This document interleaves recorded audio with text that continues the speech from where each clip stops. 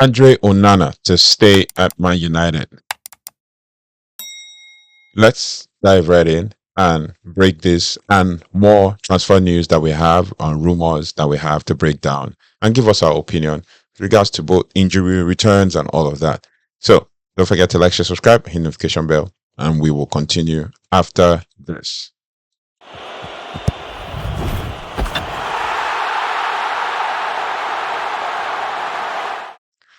Hello, everybody, and welcome to another episode of United Talks Podcast. And today we're going to be breaking down the transfer rumors of the last 24 hours, as well as all the other things as it relates to Manchester United. Do not forget to like, share, subscribe, and hit the notification bell so you don't have to miss anything as it relates to Manchester United. Here at United Talks Pod, we give you all of the latest Manchester United news, transfers, and updates. And today we have a massive episode lineup for you.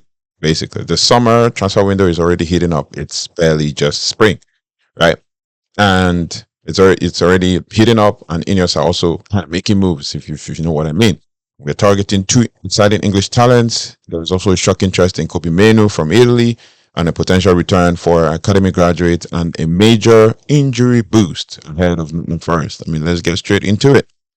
Now, first, we have Man United's big, which is number one on our list, Man United's big transfer push. First up, United are going all in on English talent this summer. I mean, we heard it in the past, I think in 2023, when Ineos said that they were going to focus, when there was a rumor that Ineos said they were going to focus on English talent. So United are pushing for all English, all British talents, and the two names on the list are Crystal Palace, Adam Wharton, and Nottingham Forest, Morgan Gibbs-White.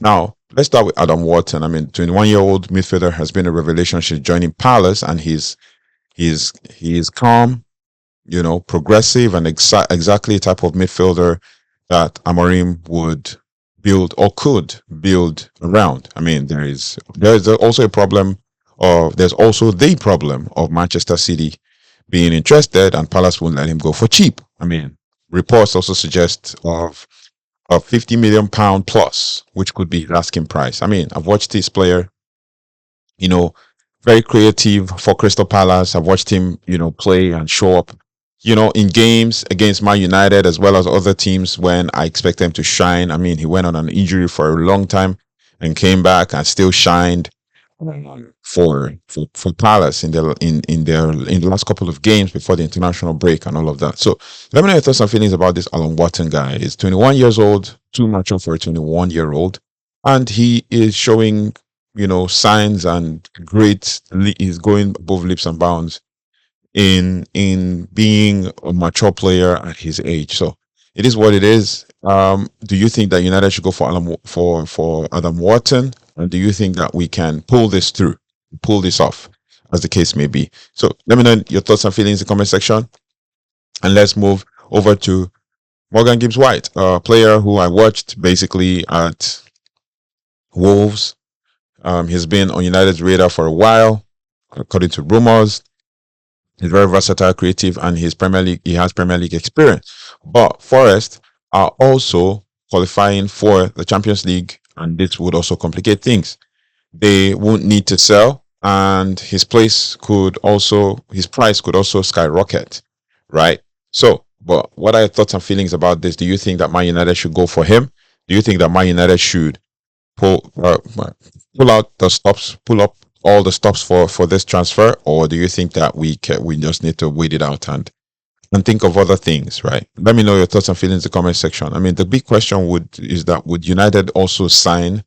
Would you rather? This is the question for you, all the fans. Would you rather Man United sign Adam Wharton or Morgan Gibbs-White, or even both? Because I think Adam Wharton holding six, ball playing six as well, progressor of the ball.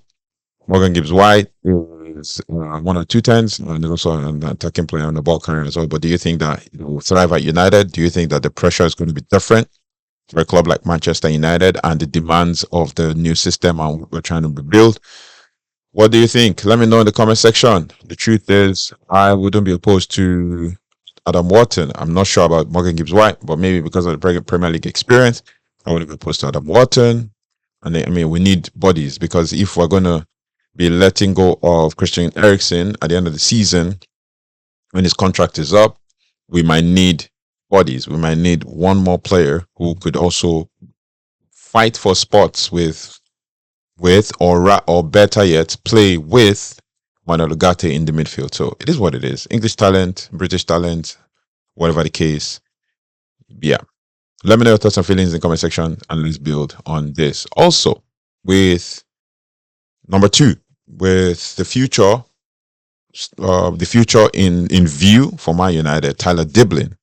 Is he going to be a future star or it's too early for us as Man United fans to expect this or for Man United to go for him?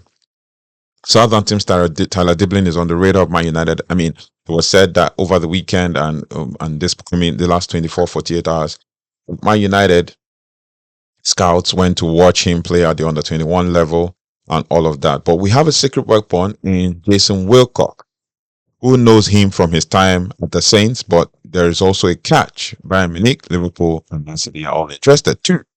So now, I know what some of you are thinking. I mean, he's only 18, give him time and all of that. But I've also read and seen some people also say, oh, we have the likes of Tyler Diblin in our academy, which is good as well. I believe that Ruben Amorim always watches the academy.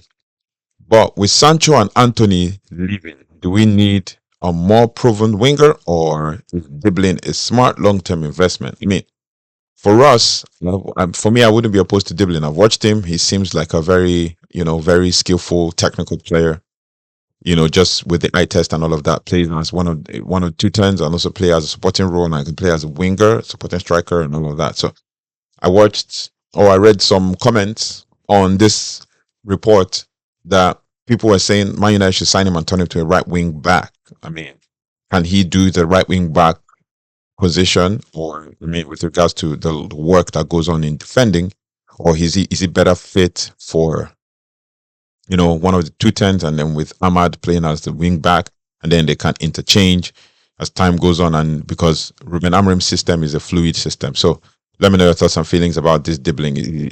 Either way, there is also this one is going to be a battle over the summer, seeing as Southampton are going to basically be relegated at this point of the season. So yeah, over to number three. Before that, let me know your thoughts and feelings about this one, and then we can build from there. Over to number three, there is also a shock interest in Kobe Menu from Italy. Now, the shock interest has it that, but the reports have it that basically it's a shocker. Everybody's like, we should keep Kobe Menu.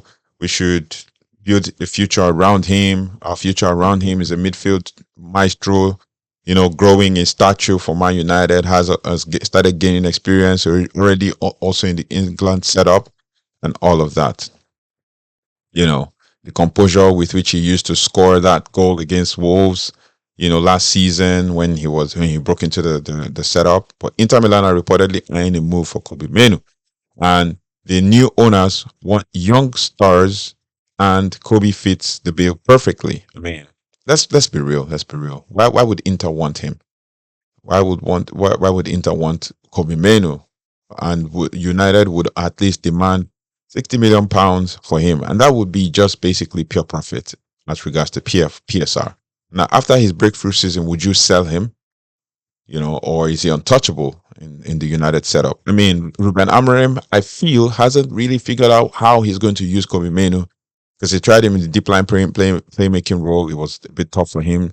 He tried him one of two turns. It was a bit tough for him. So I don't know.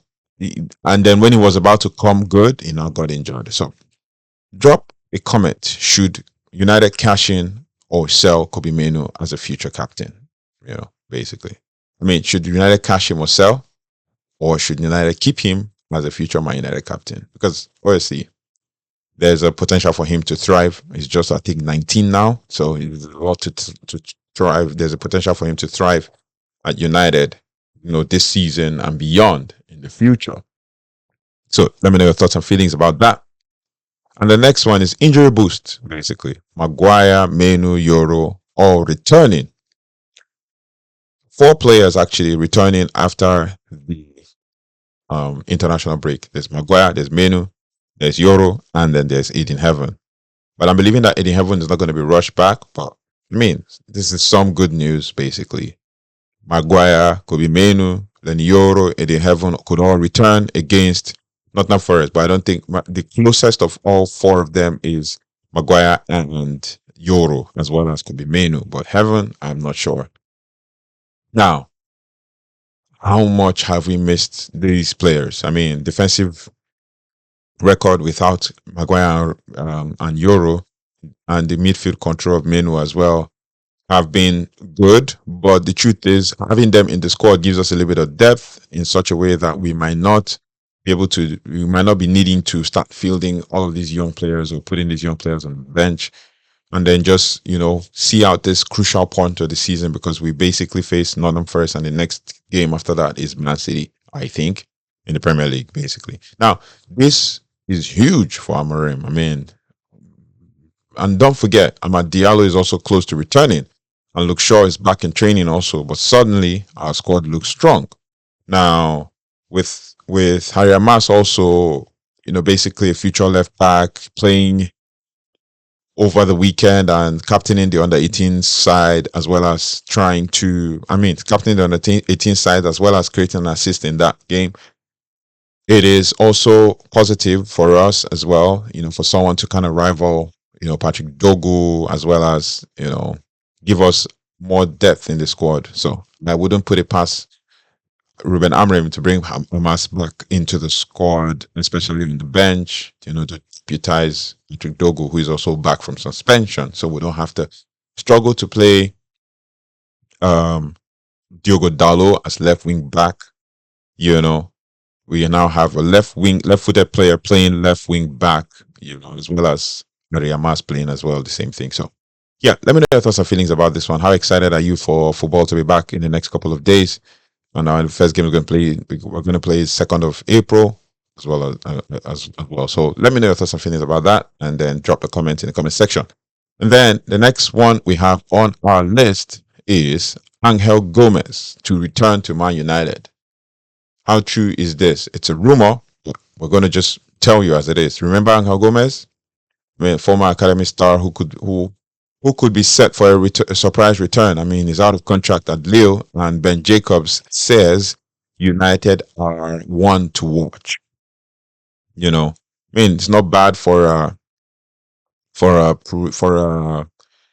return for him. It's a free transfer. I mean, we can talk about Gomez's stats. He has 16 goals and 25 assists in 176 games. And the question is it better than what we have in our current mid, except for Bruno Fernandes? Let me know in the comment section. But with Ericsson and Casemiro likely to leave, would Gomez be a smart free transfer, or we should aim higher? Let me know your thoughts and feelings. Is he a squad option or just not good enough at all? Let me know your thoughts and feelings about that. Would you welcome Angel Gomez into the squad, or we would just basically just be looking forward to signing other high players and all of that? So, yeah. Now, so the main news in this episode is André Onana, basically. André Onana, according to Rob Dawson of the ESPN, André Onana intends to stay at Manchester United even if he receives an offer from Saudi Arabia. Haven't we seen this or heard this before? I mean, if you remember with Casemiro last season, towards the end of last season, he was touted to go to Saudi Arabia. We reported something like that towards December in this season. And in January, we expected that maybe Saudi will come for him, and he said he was going to stay. And now we're having the same thing with André Onana. Now, it says he will only consider leaving if he is told that he is surplus to requirements, according to Rob Dawson. Now, it is very important that we break this down. I mean, a lot of people have their opinions about André Onana and how basically he hasn't lived up to the expectation or the price or anything whatsoever. But yeah, it is basically just something that we need to just think about and have a proper conversation about Andrew Onana. Do you think that he is worthy of being Man United's number one goalkeeper, or should we be looking somewhere else? And I know that I brought a report that we are interested in four other goalkeepers or thereabout. So Let me know your thoughts and feelings about that, and we can build from there. Still on the Tyler Diblin thing, Southampton are ready to demand for £100 million for the target Tyler Diblin. If this is true, then Tyler Diblin can as well go down to the championship and play again, and then we'll see him next season.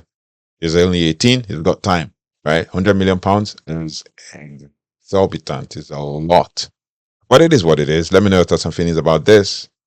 He can go to the championship for all we care, and all of that. So, and then also for one of our academy updates with regards to the academy, Man United are looking to tie down Godwill Pukunki to his first professional contract after recently turning 17. So Kukonki is a good player, plays on the left side of the defense, and is also a strong guy. When I watch him play playing the under 18s, he plays like a very matured lad, basically. So yeah, let me know your thoughts and feelings about this one.